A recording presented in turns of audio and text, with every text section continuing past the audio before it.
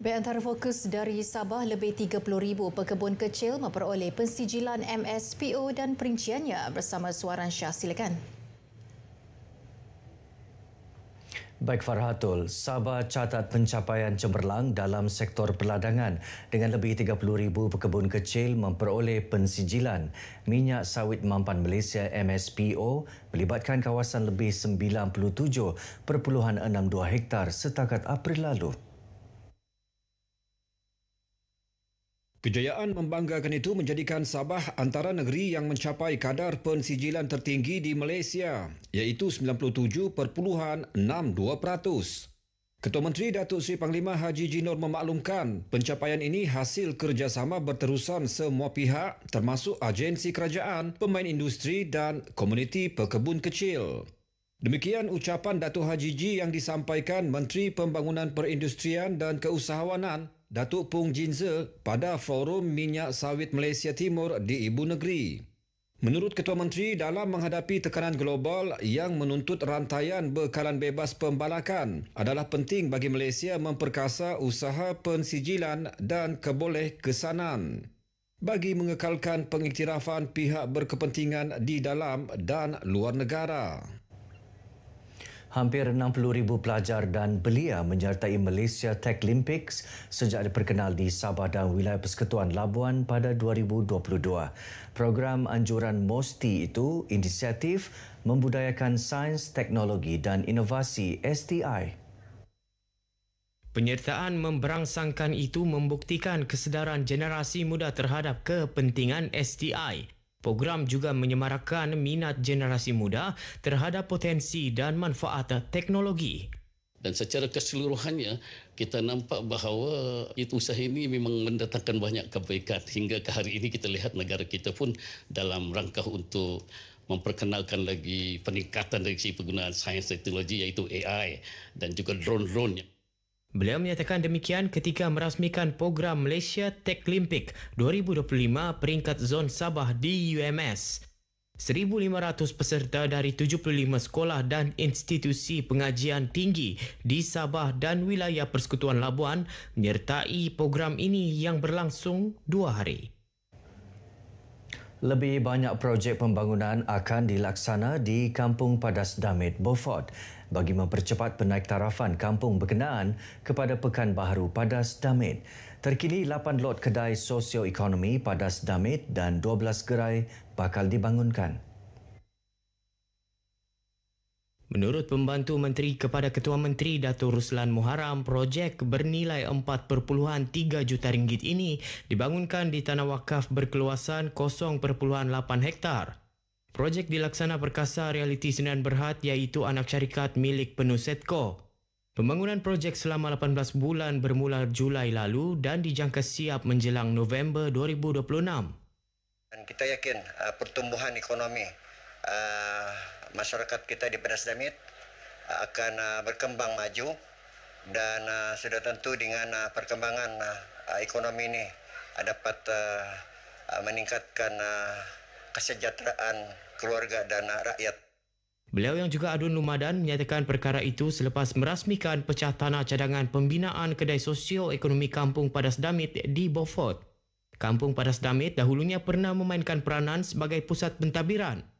Kampung ini juga menghubungkan Menumbuk dan Bangkalalak dengan menggunakan sungai sebagai sistem perhubungan utama. Karnival Kitab Madani Peringkat Negeri Sabah 2025 di Tuaran membuka tirainya hari ini. Karnival anjuran Jabatan Penerangan Negeri Japen Sabah yang dimeriahkan dengan pelbagai pengisian acara wadah memperkukuh semangat perpaduan dan nilai toleransi dalam kalangan masyarakat. Perkembangan lanjut Karnival Kitab Madani bersama Iswadiman Syamsuddin. Baik soaran, Karnival Kitab Madani Anjuran Jabatan Penerangan Negeri Japen Sabah bermula hari ini di Tuaran Dan acara pada hari ini berlangsungnya di Masjid Al-Kahar, Kampung Rugading, Tuaran. Pelbagai pengisian acara dilaksanakan dan untuk bercakap mengenai acara-acara yang berlangsung dan juga objektif penganjuran Karnival Kita Madani ini, kita terus bersama dengan Timbalan Pengarah Japen Sabah, Tuan Sufian Musa. Assalamualaikum dan selamat petang, Tuan. Waalaikumsalam warahmatullahi taala wabarakatuh. Kalau kita bercakap mengenai Karnival Kita Madani ini, setakat petang ini, bagaimana dengan reaksi penduduk setempat terhadap penganjuran program yang dilaksanakan? Reaksi masyarakat di Kampung Rugading, khususnya di kawasan sekitar di Tuaran ini, memang agak baiklah. Karena program yang dianjur ini adalah program yang ketiga sebelumnya. Jadi reaksi orang ramai yang ada di sekitar Kampung Rugading sebenarnya pada hari ini sangat gembira dan menyambut ketibahan Kementerian Komunikasi ini yang diterajui oleh Jabatan Penerangan Negeri Sabah. Bagaimana pula dengan penglibatan masyarakat setempat terhadap program Karnival Kita Madani yang dilaksanakan di masjid kali ini? Untuk program di daerah Tuaran yang kita namakan Karnival Kita Madani ini, kita bermula 21 hari bulan, 22 hari bulan dan 23 hari bulan. Dan sudah tentu pada 21 hari bulan ini kita mengadakan program di Masjid Al-Kahar di Rugading ini untuk memberi kesempatan kepada masyarakat sama-sama menyantuni. Mananya kita daripada Jabatan Penerangan, daripada Kementerian Komunikasi turun ke kawasan ini untuk sama-sama menyemarak, dan seperti mana yang saya sebut tadi, ada kenduri dan ada juga acara-acara yang lain seperti pada sebelah malamnya nanti ada tazkirah, ceramah agama tentang kemerdekaan negara ini. Jadi reaksi masyarakat di sini sudah tentu amat positif dan memang mereka amat menerima kehadiran kita sebenarnya. Tuan, dimaklumkan selain Masjid Al-Kahar ni juga diadakan di acara-acara di Padang Istiadat Tuaran, ya? Ya, betul. Di daerah Tuaran bermula esok 22 Ogos di Padang Istiadat Tuaran kita akan mengadakan beberapa program seperti pameran daripada agensi-agensi yang terlibat, dan selepas itu pada semalam malamnya kita ada ceramah kenegaraan, ceramah kemerdekaan negara dan juga selawat sempena menyambut kemerdekaan. Selain daripada itu pada 11 siang kita ada beberapa program yang lain, fun art iaitu mewarna. Selain itu pertandingan mencari harta karun, dan selain daripada itu juga ada beberapa program yang menarik. Dan pada 23 hari bulan iaitu penutupan kepada program ini Karnival Kita Madani, iaitu penutupan acara, iaitu persembahan daripada D7 Polis Diraja Malaysia. Jadi inilah keistimewaan daerah Tuaran yang dipilih oleh Jabatan Penerangan, satu program yang menyantuni masyarakat khususnya di luar bandar. Baik, terima kasih, Tuan. Terima kasih banyak-banyak. Saya ucap ribuan terima kasih kepada RTM.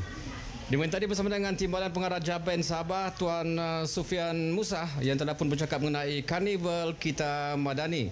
Jadi jangan lupa warga Tuaran datang ke Masjid Al-Kahar, Kampung Rugading Tuaran ini untuk mengimarahkan Ukhuwah Madani, dan juga bermula esok dan juga lusa di Padang Istiadat Tuaran. Kita kembali bersama dengan Suaran di studio. Baik, terima kasih Suadiman langsung dari Tuaran. Konvoi Kembara Merdeka Jalur Gemilang KMJG 2025 di daerah Kudat memasuki hari ke-18 hari ini. Buat pertama kalinya, Agensi Penguatkuasaan Maritim Malaysia Sabah dan Wilayah Persekutuan Labuan mengetuai ekspedisi kali ini merentasi Laut Cina Selatan ke Pulau Banggi. Ketibaan konvoi disambut lebih 20 bot nelayan dengan kibaran bendera jalur Gemilang. Kembara ini juga menyantuni penduduk pulau dengan serahan jaket keselamatan, sumbangan Yayasan Kebajikan Sabah dan kotak kembara maritim. Kita nak merealisasi visibility pada APMM pada komuniti masyarakat lah. Apa peranan APMM pada masyarakat, mengikati pada komuniti masyarakat di Sabah ini. Dan saya sebutkan tadi, banyak tangkapan yang kita telah buat itu merupakan kejayaan di peringkat agensi lah, untuk membantu negara kita lah. Saya rasa benda ni baik dan harus diteruskan lah. Jadi dengan kerjasama daripada Japan, daripada agensi lain. Terdahulu dalam ucapannya, Nur Hisham memberitahu lebih 1,000 anggota maritim Malaysia siap siaga sepenuhnya menjaga keselamatan perairan negeri ini. Selain melaksana tugas cari lamat maritim di Zon Maritim Malaysia dan di Lautan Lepas, Zon Maritim Kudat telah mengkoordinasi 127 operasi cari lamat maritim. Dalam operasi itu, 260 mangsa insiden laut berjaya diselamatkan melibatkan vesel karam, pelanggaran dan kandas. Operasi juga menyelamatkan sejumlah 5.3 juta ringgit nilai harta benda. Baik, saudara, sekian perkongsian dari Negeri di Bawah Bayu. Kembali bersama Farhatul untuk lebih banyak perkembangan semasa dalam negara. Malaysia Madani, rakyat disantuni. Silakan Farhatul. Baik, terima kasih Suaran Syah.